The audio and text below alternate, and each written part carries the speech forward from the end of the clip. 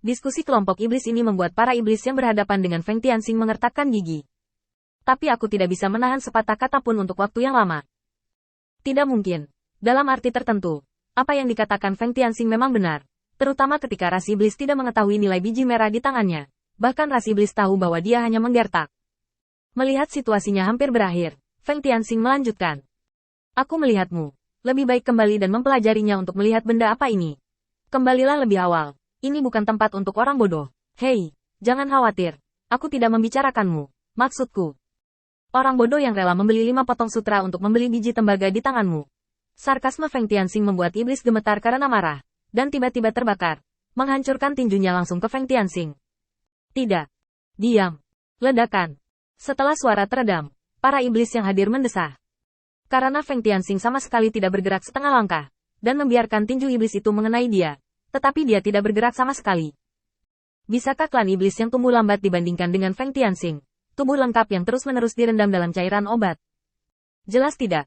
Bahkan setelah pukulan ini, bahkan kemeja sutra di Feng Tianxing tidak rusak. Mengguncang bahunya sedikit, dia memaksa iblis itu mundur. Dan Feng Tianxing meregangkan tubuhnya dengan malas sebelum dia berbicara. Hanya begitu banyak kekuatan? Dengan mengatakan itu, Feng Tianxing mengeluarkan beberapa koin dari tangannya dan melemparkannya ke tanah. Ambil dan makan enak.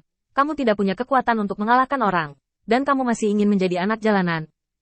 Gelombang Feng Tianxing ini dapat dikatakan langsung penuh dengan ejekan. Dan setan yang hadir terdiam satu demi satu. Jika dikatakan bahwa mereka hanya menonton pertunjukan sebelumnya, sekarang mereka lebih bersimpati pada klan iblis ini. Simpati mendalam semacam itu dari lubuk hatiku. Setan selalu menghormati kekuatan mereka. Tetapi sekarang, setan ini memegang biji tembaga merah dan menyebutnya biji hati merah. Bukankah itu pembohong?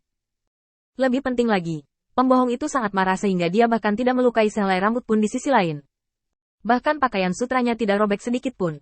Ini adalah betapa lemahnya tubuh. Berapa banyak Demon Rache yang gagal untuk sampai ke titik ini. Setelah keheningan singkat, kelompok setan mengikuti teladan Feng Tianxing, mengeluarkan koin dari tangan mereka dan melemparkannya ke tanah. Tiba-tiba, ledakan tawa menyebar. Ambillah untuk makan enak, ini hadiahku untukmu. 1 mata uang tidak banyak. Cukup bagimu untuk membeli bekatul dan sejenisnya untuk mengisi perutmu. Lihat penggalianmu. Jadi inilah aku. 2 koin. Hahaha. Di tengah tawa gembira para iblis. Para iblis tidak hanya tidak bermaksud marah sama sekali. Sebaliknya, mereka ternyata sangat tenang. Dia tahu bahwa jika dia tidak tenang saat ini, itu berarti dia akan mati. Dia tahu betapa kuatnya pukulan sebelumnya. Tetapi iblis di depannya tidak bergerak sama sekali. Artinya, kekuatannya jauh lebih tinggi daripada miliknya.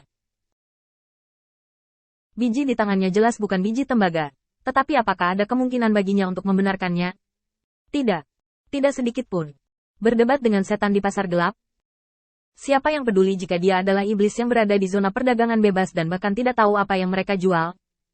Sebaliknya, iblis yang tampak kurus di depannya, mengenakan pakaian mewah, pasti memiliki kekuatan besar di belakangnya. Tidak perlu kuat, cukup menjadi lebih kuat darinya. Alih-alih membantunya menjaga keadilan, pasar gelap akan menghukumnya karena menjual barang palsu. Jelas, saat ini yang bisa dilakukan hanyalah tidak marah, dan bekerja sama dengan adegan yang tidak lucu untuk menyenangkan iblis di depannya. Mungkin masih ada kesempatan untuk bertahan hidup. Dengan bunyi gedebuk, Demon Rache berlutut tepat di depan Feng Tianxing dengan ekspresi terima kasih. Terima kasih, Tuhan, karena menghadiahiku. Terima kasih, Tuhan. Sebelumnya, saya bodoh dan cuek. Saya mempermalukan diri sendiri di depan orang dewasa. Mohon maafkan saya, di mana batuku? Mengatakan itu, Demon Rache berlutut dan naik kembali ke stannya, membuka lengannya dan memeluk semua biji merah di lengannya, dengan hati-hati meletakkannya di kaki Feng Tianxing, dan bersujud lagi. Tuanku membayarnya, dan tambang tembaga ini didedikasikan untuk tuanku. Saat dia mengatakan itu, kepalanya tertekuk ke tanah dengan beberapa poni lagi. Melihat bahwa Feng Tianxing tidak berniat melanjutkan penyelidikan lebih lanjut, Demon Rache berinisiatif untuk mengatakannya. Tuanku, saya bisa mengambil mata uang di tanah. Saya benar-benar mengambilnya. Setelah berbicara, ia mempertahankan sikap rendah hati, dengan postur yang belum pernah melihat mata uang sebelumnya, mengambil semua mata uang di tanah dengan tangannya, dan bahkan memeluk tanah di tanah. Memegang koin yang diambil dari tanah di tangannya, dia memandang Feng Tianxing dengan rasa terima kasih. Terima kasih Pak. Setelah itu, iblis mundur di tengah ejekan sekelompok iblis, tetapi dia mundur dengan berlutut. Di mulutnya, dia terus memuji Feng Tianxing karena baik. Semua iblis yang melihat pemandangan ini tertawa, Tetapi Feng Tianxing tidak. Dia memandang ras iblis ini dengan rasa ingin tahu. Semua jenis pikiran berkedip-kedip di dalam hatinya. Itu lebih pintar dari banyak setan, dan memiliki banyak pengendalian diri. Menghadapi penghinaannya sendiri, alih-alih terus marah, dia malah membuat penampilan yang rendah hati dan penuh hormat. Dia bahkan mendapat kesempatan untuk hidup dengan menyenangkan semua orang. Dan, dia membakar dirinya sendiri. Dia berperilaku seperti ini, mengakui identitasnya sebagai orang lemah, dan dengan memungut uang dari tanah, dia membangun citra ketidaktahuan dan ketidaktahuannya. Kemudian jika Anda peduli dengan klan iblis seperti itu lagi, Anda akan kehilangan harganya. Ke depan, jika saya sendiri yang datang ke zona perdagangan bebas ini, perlakuan seperti apa yang akan saya terima? Selain itu, Cixin Ore Feng Tianxing di tanah tidak dapat diambil, juga tidak dapat diambil. Karena begitu Anda benar-benar mengambilnya, benda ini akan menjadi harta yang Anda hargai, dan bukan lagi biji tembaga biasa. Setan-setan ini akan menemukan masalah mereka sendiri setelah berpikir sejenak. Untuk mengembalikan kebenaran.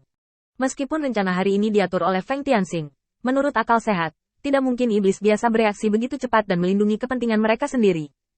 Apakah setan kehilangan sesuatu sekarang? Tidak ada ruginya, selain diajak untuk sementara waktu. Selama Feng Tianxing tidak ingin kehilangan reputasinya, dia tidak dapat mengambil biji Cixin. Tetapi dia telah memperoleh banyak mata uang dari Feng Tianxing, serta mata uang yang diajak dan dijatuhkan oleh setan lain. Ini benar-benar serigala putih dengan sarung tangan kosong. Melihat ras iblis hendak pergi, Feng Tianxing tersenyum santai.